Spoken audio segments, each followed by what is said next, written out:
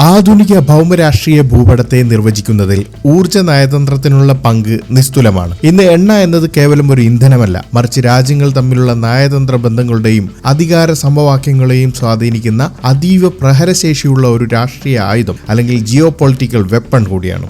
Russia Ukraine യുദ്ധാനന്തര സാഹചര്യത്തിൽ പടിഞ്ഞാറൻ രാജ്യങ്ങൾ റഷ്യയ്ക്ക് മേൽ ഏർപ്പെടുത്തിയ ഉപരോധങ്ങളെ ആഗോള എണ്ണ വിപണിയെ കലുഷിതമാക്കി. ഈ പ്രതിസന്ധി ഘട്ടത്തിലും സ്വന്തം ദേശീയ താൽപര്യങ്ങൾ മുൻനിർത്തി ഇന്ത്യ സ്വീകരിച്ച ഉറച്ച നിലപാടുകൾ ആഗോളതലത്തിൽ വലിയ ചർച്ചകൾക്ക് വഴിവെച്ചു. ഇന്ത്യയുടെ ഈ തന്ത്രപരമായ നീക്കങ്ങൾക്കുള്ള അംഗീകാരം എന്നോണമാണ് ഏത് രാജ്യത്തു നിന്നും എണ്ണ വാങ്ങാൻ ഇന്ത്യക്ക് അവകാശമുണ്ടെന്ന റഷ്യൻ വക്താവ് ദിമിത്രി പെസ്കോവിന്റെ പ്രസ്താവനയെ കാണേണ്ടത്. ഇന്ത്യ റഷ്യയിൽ നിന്ന് എണ്ണ ഇറക്കുമതി അവസാനിപ്പിക്കാൻ ഒരുങ്ങുന്നു എന്ന തരത്തിൽ അമേരിക്കയുടെയും വൈറ്റ് ഹൌസിന്റെയും ഭാഗത്തു നിന്നുണ്ടായ അവകാശവാദങ്ങൾ വലിയ രാഷ്ട്രീയ ചലനങ്ങൾ ഉണ്ടാക്കുന്നുണ്ട്. പ്രത്യേകിച്ച് ഡൊണാൾഡ് ട്രംപ് ഭരണകൂടം മുൻകാലങ്ങളിൽ ഇന്ത്യക്ക് മേൽ ഏർപ്പെടുത്തിയ നിയന്ത്രണങ്ങളും പിഴച്ചുങ്കങ്ങളും നിലനിൽക്കെ ഇത്തരം പ്രസ്താവനകളെ ഗൗരവത്തോടെയാണ് വിദഗ്ധർ കാണുന്നത്. എന്നാൽ ഇതിനോടുള്ള റഷ്യയുടെ പ്രതികരണം ഇന്ത്യയുടെ നയതന്ത്ര പക്വതയ്ക്കുള്ള സാക്ഷ്യപത്രമാണ്. റഷ്യയുടെ സാമ്പത്തിക സ്രോതസ്സുകൾ തടയുക എന്ന ലക്ഷ്യത്തോടെ അമേരിക്ക നടത്തുന്ന നീക്കങ്ങളെ ഒരു രാഷ്ട്രീയ വിലപേശൽ ഓർ പൊളിറ്റിക്കൽ ബാർഗൈനിങ് ആയിട്ടാണ് വിദഗ്ധർ വിലയിരുത്തപ്പെടുന്നത്. ഇന്ത്യ ഒരു പരമാധികാര രാഷ്ട്രമാണെന്നും സ്വന്തം ജനതയുടെ ക്ഷേമത്തിനായി തീരുമാനങ്ങൾ എടുക്കാൻ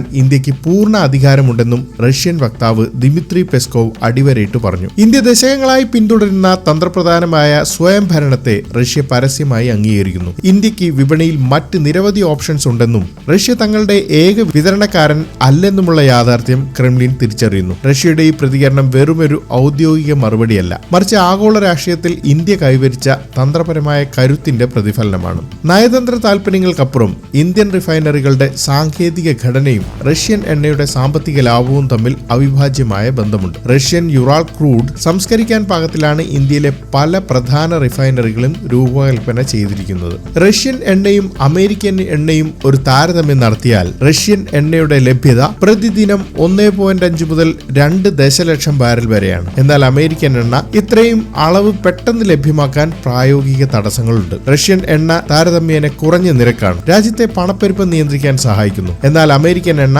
താരതമ്യേന ഉയർന്ന ചെലവാണ്. അമേരിക്കൻ എണ്ണയിലേക്ക് മാറുന്നത് സാമ്പത്തികമായി നഷ്ടമുണ്ടാക്കുന്നതാണ്. ശുദ്ധീകരണ സൗകര്യം റഷ്യൻ എണ്ണകൾ ഇന്ത്യൻ റിഫൈനറികൾ ഈ ഘടന സംസ്കരിക്കാൻ പാകത്തിൽ നിർമ്മിച്ചതാണ്. എന്നാൽ അമേരിക്കൻ എണ്ണയുടെ ഗുണനിലവാര വ്യത്യാസം കാരണം റിഫൈനറികളിൽ മാറ്റം വരുത്തുന്നത് വലിയ ചെലവുകൾ ഉണ്ടാകും. റഷ്യൻ നാഷണൽ എനർജി സെക്യൂരിറ്റി ഫണ്ടിലെ വിദഗ്ധനായ ഇഗോർ യുഷ്കോവ് ചൂണ്ടിക്കാണിക്കുന്നത് പോലെ റഷ്യൻ വിതരണത്തിന് തുല്യമായ അളവിൽ എണ്ണ മറ്റൊരു സ്രോതസ്സിൽ നിന്ന് കണ്ടെത്തുക എന്നത് പ്രായോഗികമല്ല. കുറഞ്ഞ നിരക്കുള്ള യുറാൾ ക്രൂഡ് ലഭ്യമാക്കുന്നത് ഇന്ത്യയിലെ സാധാരണക്കാർക്ക് ഇന്ധന വില കുറച്ചു നൽകാനും സമ്പദ് വ്യവസ്ഥയുടെ സുസ്ഥിരത ഉറപ്പാക്കാനും അത്യന്താപേക്ഷിതമാണ്. ഊർജ്ജ ആവശ്യങ്ങൾക്കായി ഒരൊറ്റ രാജ്യത്തെയോ മേഖലയോ മാത്രം ആശ്രയിക്കുന്നത് അപകടകരമാണെന്ന തിരിച്ചറിവ് ഇന്ത്യയുടെ ഊർജ്ജ സുരക്ഷാ നയത്തിന്റെ അടിസ്ഥാനമാണ്. വിതരണ ശൃംഖലയിൽ ഉണ്ടാകാൻ സാധ്യതയുള്ള ഭൗമരാഷ്ട്രീയ തടസ്സങ്ങൾ നേരിടാൻ ഇന്ത്യ ദശകങ്ങളായി എണ്ണ സ്രോതസ്സുകൾ വൈവിധ്യവൽക്കരിച്ചു വരുന്നു. സൗദി അറേബ്യ, ഇറാഖ്, UAE എന്നിവയ്ക്ക് പുറമെ ഇന്ത്യയുടെ പ്രധാന സ്രോതസ്സായി ഇറാനെയും ഇന്ത്യ എപ്പോഴും സജീവമായി പരിഗണിക്കുന്നുണ്ട്. നിലവിൽ ഇന്ത്യയുടെ ഏറ്റവും വലിയ വിതരണക്കാരിലൊന്നായി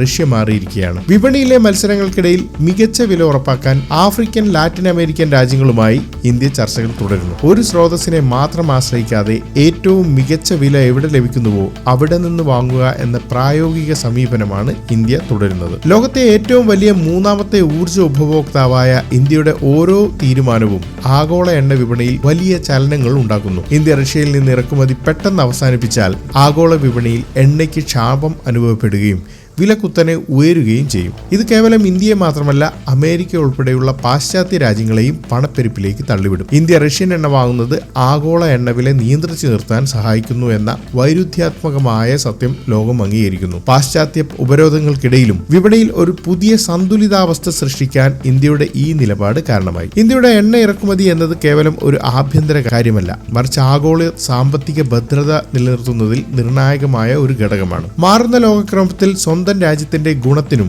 ജനങ്ങളുടെ താൽപര്യത്തിനും മുൻഗണന നൽകുന്ന ഇന്ത്യയുടെ നയതന്ത്ര വിജയമാണ് ഇത്. റഷ്യയുടെ പ്രതിരോധ ഊർജ്ജ ബന്ധങ്ങൾ കാത്തുസൂക്ഷിക്കുമ്പോൾ തന്നെ അമേരിക്കയുമായി സാങ്കേതിക വ്യാപാര ബന്ധങ്ങൾ വഷളാകാതെ കൊണ്ടുപോകാൻ ഇന്ത്യക്ക് സാധിക്കുന്നുണ്ട്. ആഗോള രാഷ്ട്രീയം എന്നത് പരസ്പര പൂരകങ്ങളായ താൽപര്യങ്ങളുടെ ഒരു വലക്കണ്ണിയാണെന്നും ഒരു രാജ്യത്തിനും മറ്റൊന്നിനെ പൂർണ്ണമായി അടക്കി ഭരിക്കാൻ കഴിയില്ലെന്നും ഈ സംഭവ വികാസങ്ങൾ വ്യക്തമാക്കുന്നു. റഷ്യൻ എണ്ണ വാങ്ങുന്നതുമായി ബന്ധപ്പെട്ട വിവാദങ്ങൾ വെറും രാഷ്ട്രീയ പ്രസ്താവനകൾ മാത്രമാണ്. ഭാവിയിൽ വിപണിയിലെ മാറ്റങ്ങൾക്കനുസരിച്ച് ഇന്ത്യ തന്റെ നിലപാടുകളിൽ മാറ്റം വരുത്തിയേക്കാമെങ്കിലും അത് ഏതെങ്കിലും വിദേശ രാജ്യത്തിന്റെ സമ്മർദ്ദത്തിന് വഴങ്ങിയായിരിക്കില്ല, മറിച്ച് രാജ്യത്തിന്റെ സാമ്പത്തിക ഭദ്രത മുൻനിർത്തി മാത്രമായിരിക്കും. വരും ദിവസങ്ങളിൽ അമേരിക്കയുടെ നീക്കങ്ങളും ഇന്ത്യൻ വിദേശകാര്യ മന്ത്രാലയത്തിന്റെ പ്രതികരണങ്ങളും നിർണായകമാകുമെങ്കിലും ഇന്ത്യയുടെ തന്ത്രപരമായ സ്വയംഭരണം എന്നും അചഞ്ചലമായി തുടരുമെന്ന് ഉറപ്പാണ്. നന്ദി.